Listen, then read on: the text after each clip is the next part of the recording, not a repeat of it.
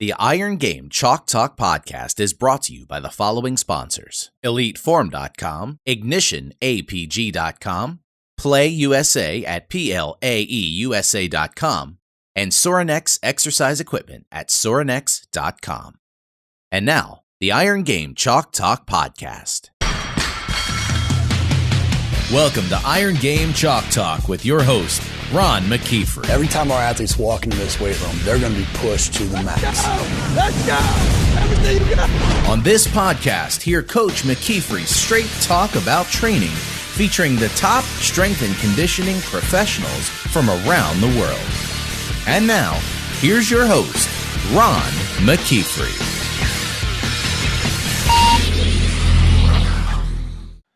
Hey guys, welcome back to Iron Game Chalk Talk. I'm your host, Ron McKeefery, and this is episode number 186. Excited to bring Adam Larcom to you today. Adam is the relays coach for Australia track and field and just one of the best speed minds out there, and has done some phenomenal things. He's a physio, he's a strength coach, he's a business owner, a wealth of information. We get into each aspect of that, and just a really cool vibe, just a really cool guy that's doing some incredible things and has found his niche in the marketplace, and really enjoyed this conversation. I know you're going to get a ton out of it.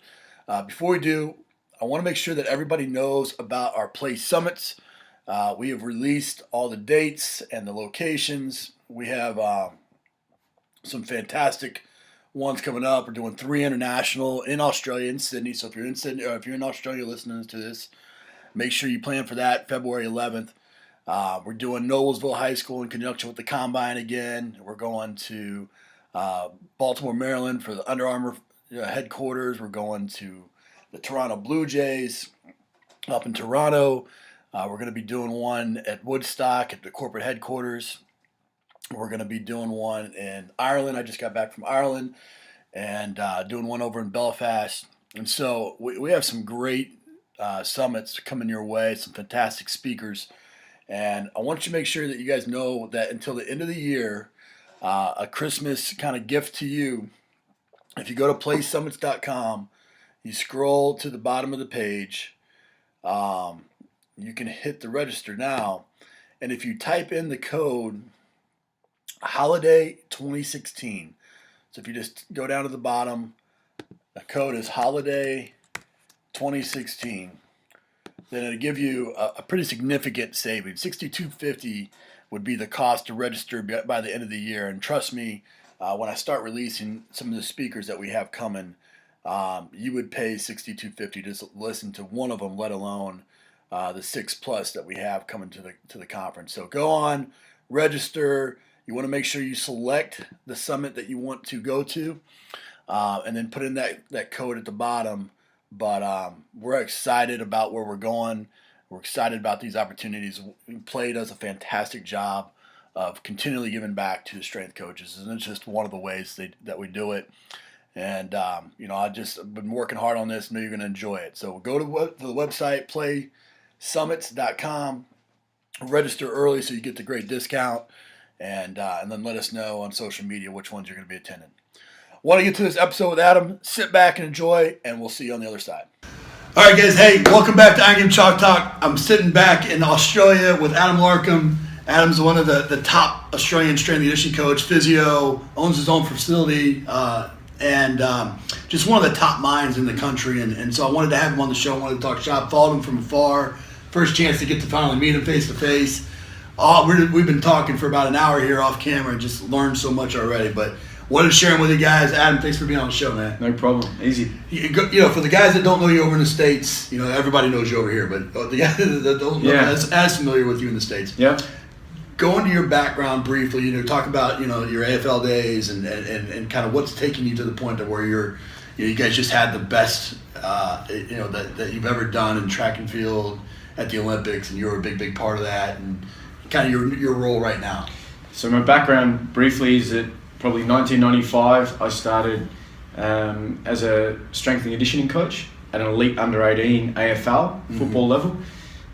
So that was my first job, and from then worked all the way through, worked in AFL as their head high performance coach, an AFL club, did that, and then consulted to the Wallabies rugby union team intermittently over this period of 4 to 6 years.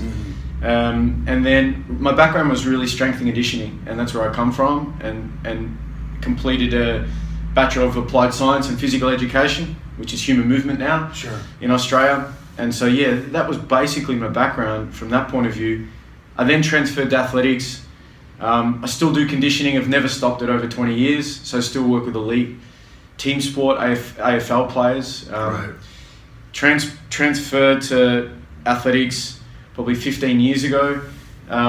Started as a strength coach in athletics, transferred to track.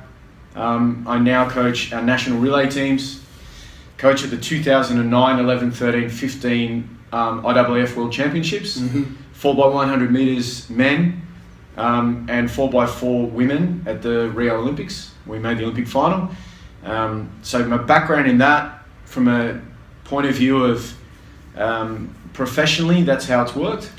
Academically, studied, did a applied science degree, teaching degree, physiotherapy degree, and a master's in biomechanics by research. Right. Well, and he was pretty short there, but he works with absolutely the best of the best in the country, and has done it at a high level, and started extremely early. I mean, it started at 22 years old, 20 years old, and we were talking off camera, and we kind of have similar backgrounds where I started as a 22-year-old head strength coach as well.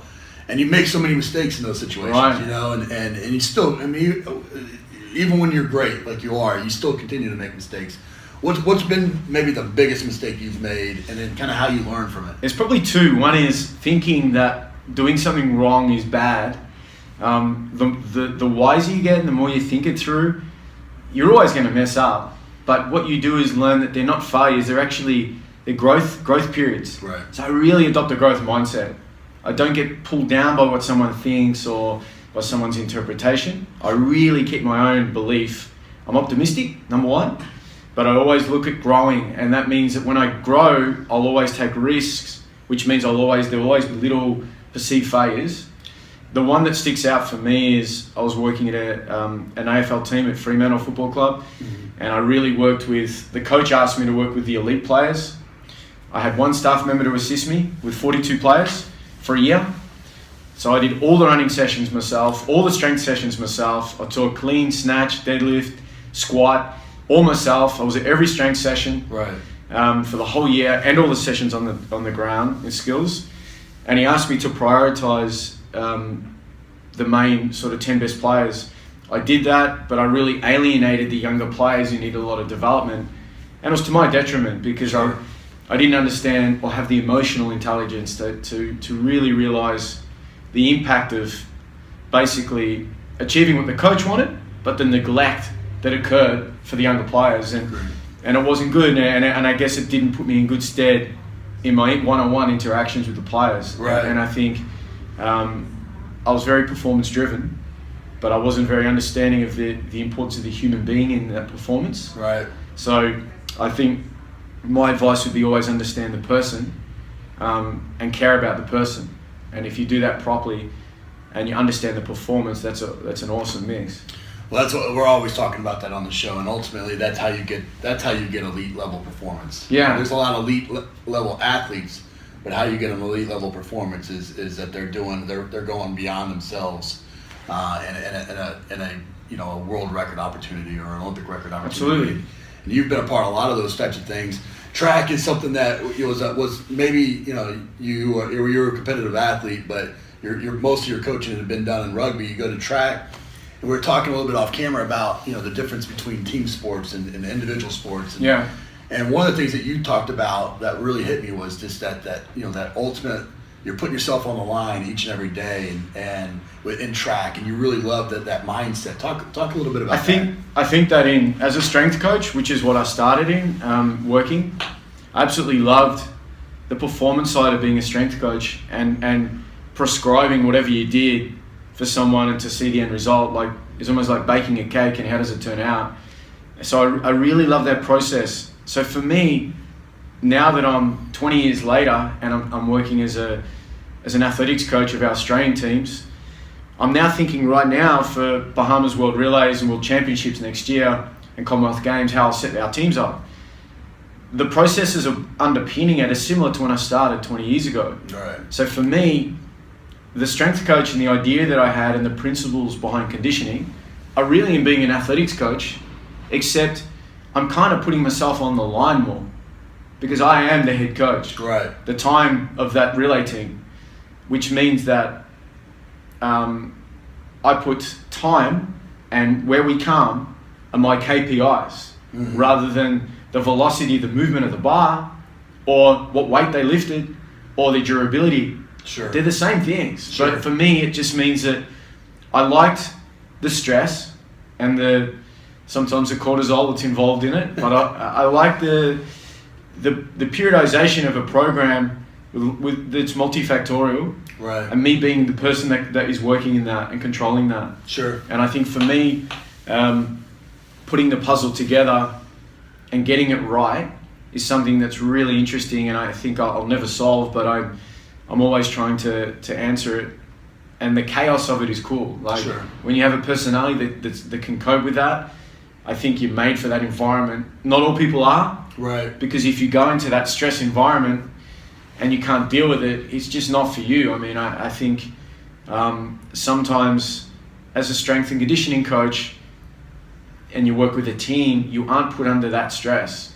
And I think when you're with an individual and it's highlighted and it's concerted to one point, you are put under that stress. Sure. If that person doesn't run faster, why? Right. If it's thousandths of a second improvement, that's awesome.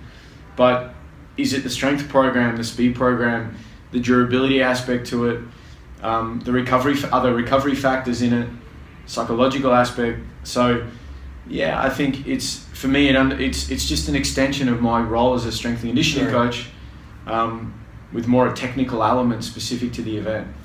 You know, being a team guy, we even talked about you. That's just how you operate, even within strength and conditioning world. Yeah. You know, how do you bring some team building principles to working with individual athletes? It can be really hard. I mean, I coach individually 100 meters and 200 meters in Australia, and I had some reasonable results. I had 3 guys win our national title in the 100, 2 in the 200. One guy ran 10:17. Legally, his personality then became quite confident. Sure. Commonwealth Games is a big competition in our country and within our countries. He made the final of that 100 meters in Delhi in India and ran 10:17 of that year. So I saw him change as an individual. Sure. In a team sport, the personalities that are outliers tend to get modified by the group. Great. When you have individuals, they don't get modified. So therein lies the problem sometimes. Sure. And I think with team's such a good homogenous group of people that they deal with inherent differences but moderate them. Right. Whereas in an individual sport, they're not moderated, so they can just become super amplified. Sure. So what I love about team is that. So when I have a relay team and I'm bringing in individual athletes and they're not used to this, it can be really challenging. I bet. Just to sit together with each other because they're used to just racing each other. Sure. But in a relay team, particularly 4x1 and 4x4, you need to be really homogenous and Right. there needs to be a harmony. And that harmony, I've learned, is the key to developing as a coach. And it really came from my team sport training. Yeah, sure. So those skills you learn as a strength and conditioning coach, you bring straight into that. I think they link in nicely. What's an example of something that you've done in that type of situation too? Because that's a great point. I never really thought about that. You know, you got 4 guys that are competing in the 4, you know, in the 100, but then they turn around and they make up the 4x1 team. Yeah. You know, that competition, that internal friction that kind of naturally occurs. What's a specific example of something you've done to kind of bring those 4 people together? Well, one example that I was coaching 2 guys in the 100. They came 1 and 2 in our national final. So I was really happy with that year. However, I'm the relay coach of that team. We were racing in one of the world championships. And these guys are running for Australia. They're 2 of the 4 of the 4x1. Right. One of them decided he didn't want to come to the last meeting because he didn't like one of the guys. Jeez. He didn't want to be around him. Right. This is in Germany, 5 days before our race at the 2009 Berlin IAAF World Championships. And he decided not to turn up. So, and I coach him. So I'm in a difficult position. Sure. He's individual and team coach. Right. So I had to make sure with the team that I set the scene that he was, I spoke to him in the importance of the relay baton is a metaphor for team. And the relay baton means that you're part of a team, and if we don't all perform, our time is poor. Right. So they really are codependent. Sure. So I used the codependence of that Sure. and described it and said the relay is like going to war together. And if we don't help each other, we all die. Right. So that was how I kind of brought it back together. Team sport, you probably don't need to do it a lot. Right. Or it's less common. And I think individual athletes definitely, there's a certain sense of survival and a certain sense of self-preservation. Right. So it's self-centeredness is extremely high. Right. And it's hard to describe other than when you're in it. You don't see it in team sport. You see guys help each other. I was just at IMG and saw guys training, gridiron guys training as a team. And when they train in the gym, there's music on, Right. and they're helping each other, Yeah. and they're pumping each other when there is a PB. Sure. I just looked at it and thought, if I could bottle that Yeah. and bring that into our relay teams, it'd be awesome.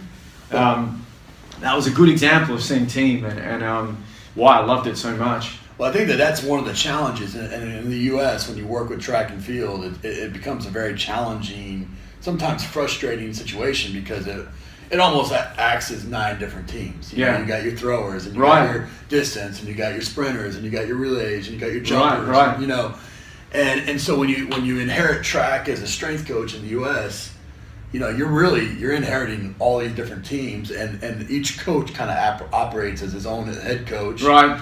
And you know, they're on their schedule and different things. What's some advice you have for a strength coach in the U.S.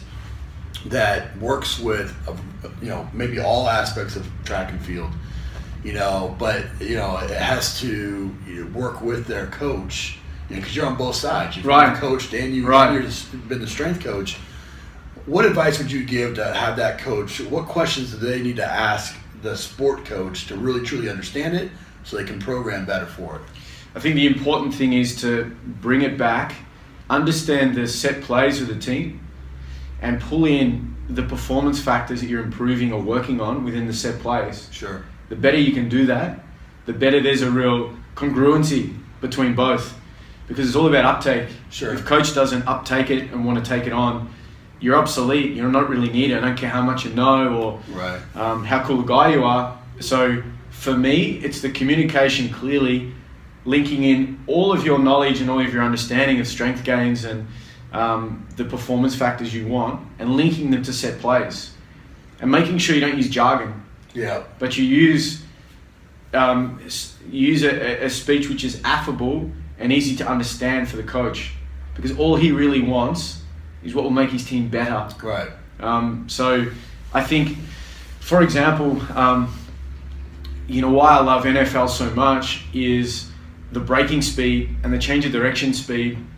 There is no better in the world to me than, I know football and soccer there is as well, but nothing cuts as fast and as sharp and has to avoid such a collision as NFL. So for me, the brutality, the explosiveness is second to none. Right. And in training that, it needs to be related to that movement. Sure. So I think if you can use set plays in the game and show the coach and discuss your principles with those, so get some of the game and discuss how you're going to work on it and what player X is, how they've improved in that. Sure. I think you'll get better uptake. Yeah. And I think that's the easiest way to really take it up. Yeah. So really to kind of identify the strength qualities that you're most deficient in and develop those strength qualities and really focus in. It's like reactive strength, for example. Yeah. Reactive strength is a really good one, because if you talk about the speed of going from eccentric to concentric contraction, the coach will understand it. Right. And if you talk about agility and just discuss the ability of that person to move around the opponent, your background knowledge is working right back to kinesthetic awareness and their balance properties and their reactive strength. So reactive strength is the principle, but linking it in, you'll get much better uptake if you discuss elasticity and explosive plyometric training and reactive strength with the coach in a practical format. I think agility is where it all lies, and I think that's where people talk about straight line speed, but for me, I'm just as interested, if not more, in changing direction. Yeah, because sure. For me, that's where the strength coach has a massive role, and it's often undervalued and not understood. Proximal stability in a joint, in a hip joint or a knee joint, is so much more based on the control of that joint, and the control of that joint comes from the neurological input, which is strength based. Often, so I think that side gets underpinned. And another method I use, which is a little bit more structured for coaches, is I have a principle where I go through. If you ask someone, how do you change someone's movement, or how do you make them stronger, or what have you done to change or alter your training? I think a lot of people don't have a method of how they do it. I use a method that allows me to control or explain what I've done to someone. So there's a problem, the person can't change direction well. I hypothesize the contributing factors. So what is the problem here? I combine my physio knowledge, biomechanics, strength training, and movement analysis and gait re-ed all together to come up with reasons why this might have happened. Right. I'll then review them and test them, and then come up with the contributing factors, and then go back to the coach. So I've got a process I've used to assess the agility component.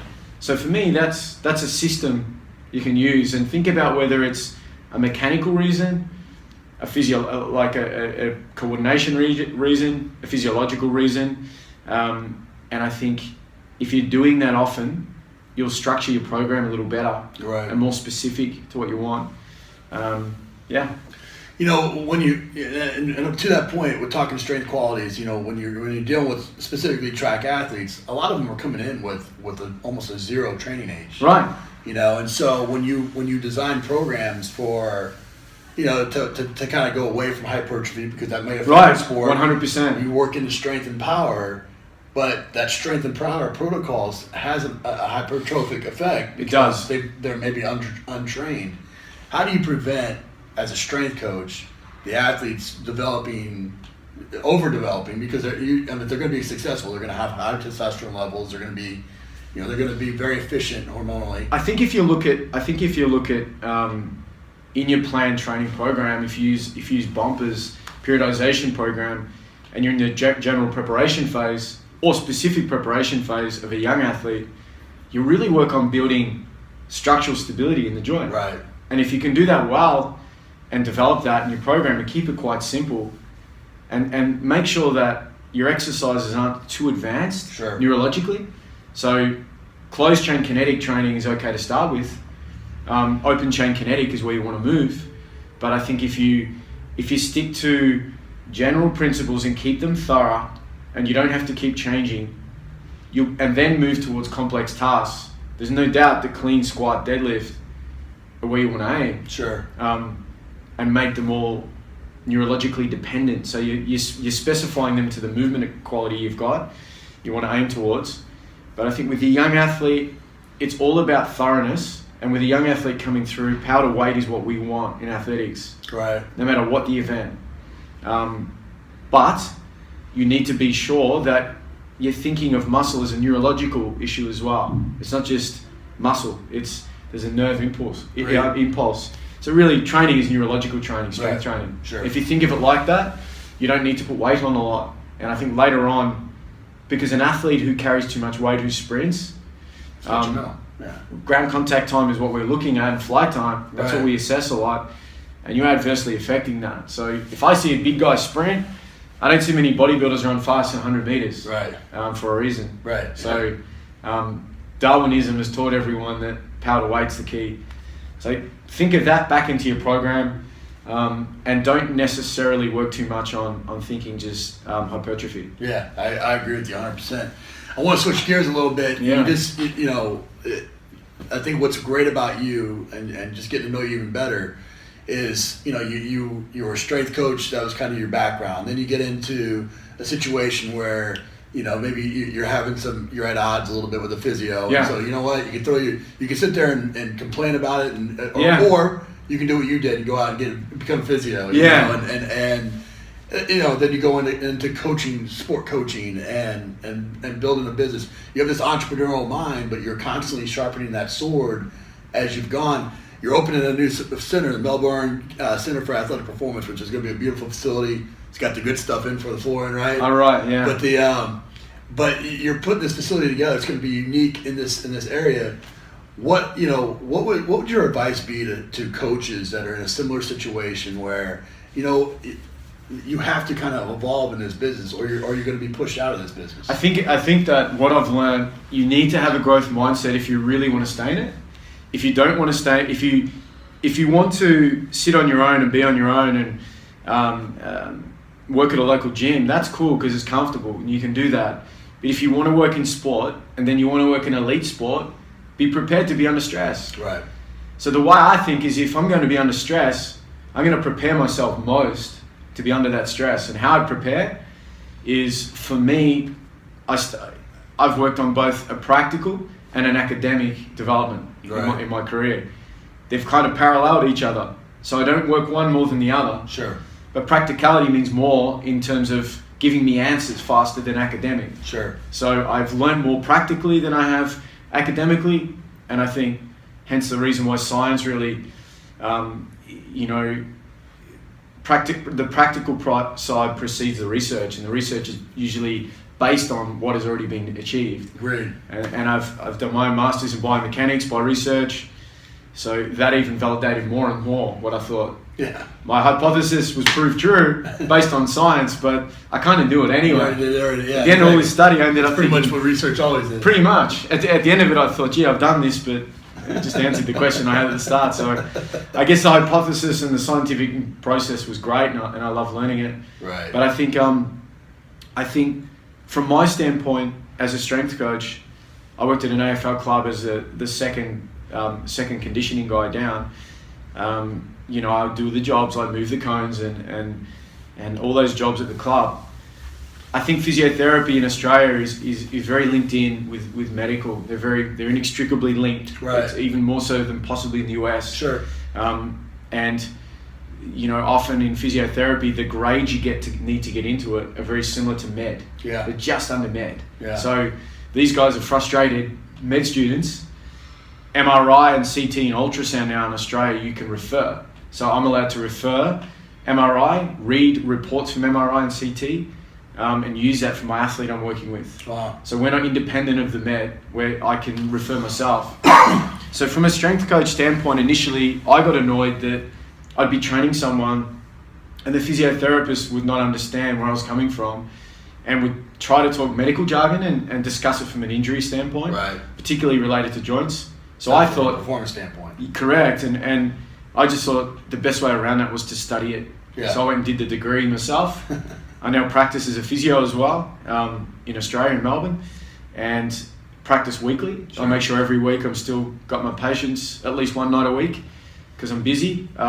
Conditioning takes 80% of my time, but it gave me a real understanding and a real mindset and framework to understand when I was talking to someone that was in a physio field or a medical field, how they only do what they know. Right. So when someone says something, it's coming from your perspective. Sure. Which is not always right, but they may say it with such vindication that their point comes across. Agreed. I've seen a lot of strength coaches and conditioning guys solve problems fast, and much faster than medical teams have come up with results. Mm-hmm. It's happened to me in athletics as well. So and vice versa. Correct. Sometimes. Correct. And I think a physical therapist in the US that's really understanding of the sport, really understands the strength paradigm and the principles of it properly, will not be separated from it, but will embrace. Sure. Because embracing them is so fundamental and prevents physical therapists working. Right. Because really the best injury preventer is a strength and conditioning coach. Agreed. That's from a physio head talking now as well.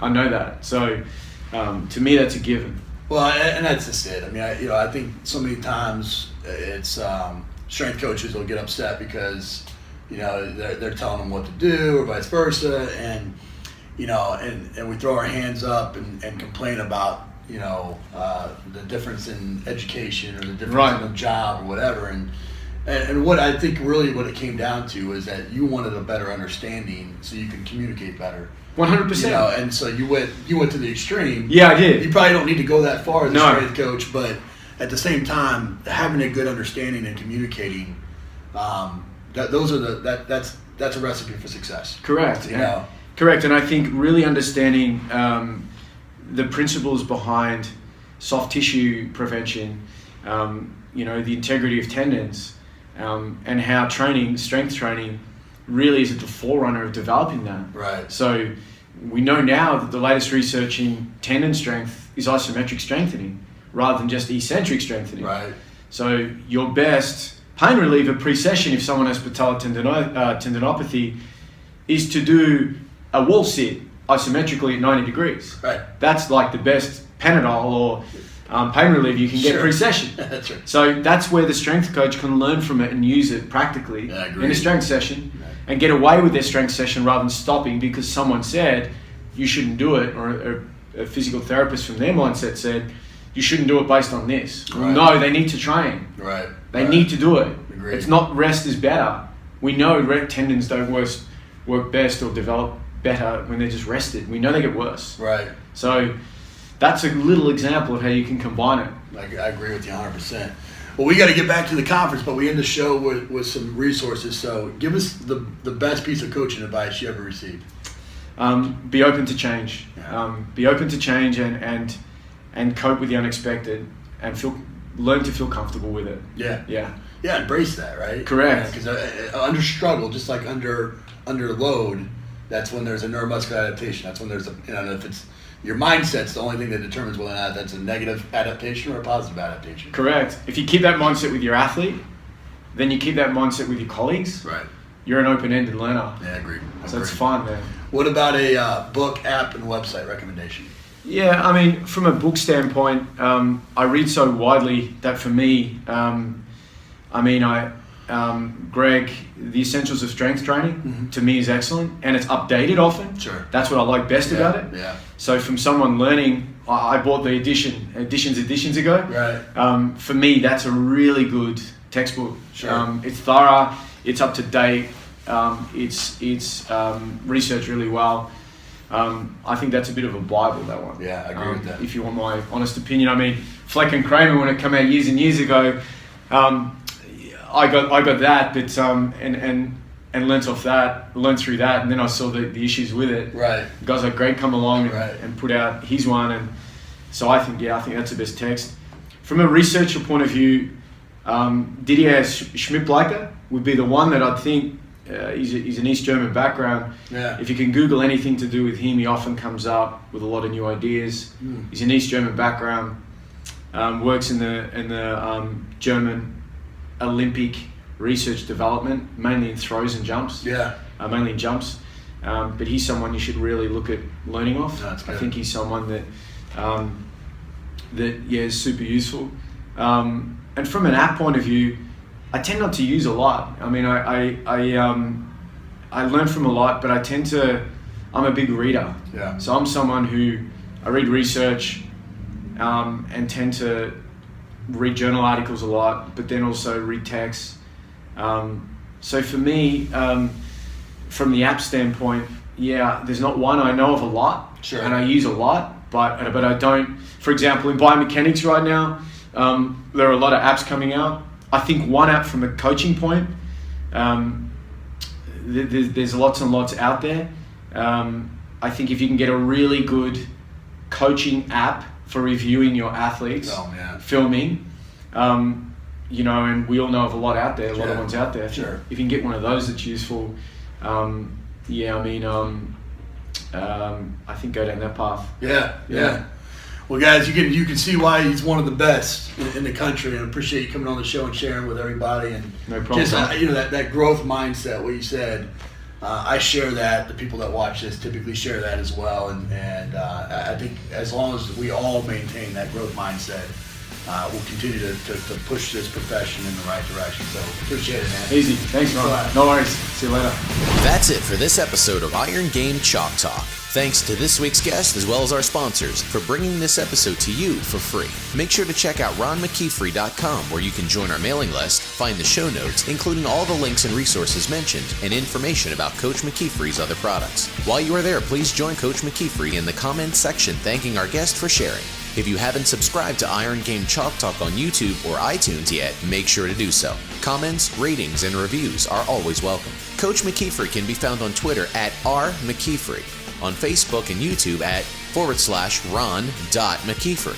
That's it for this week. Be sure to check back next week for another great episode of Iron Game Chalk Talk.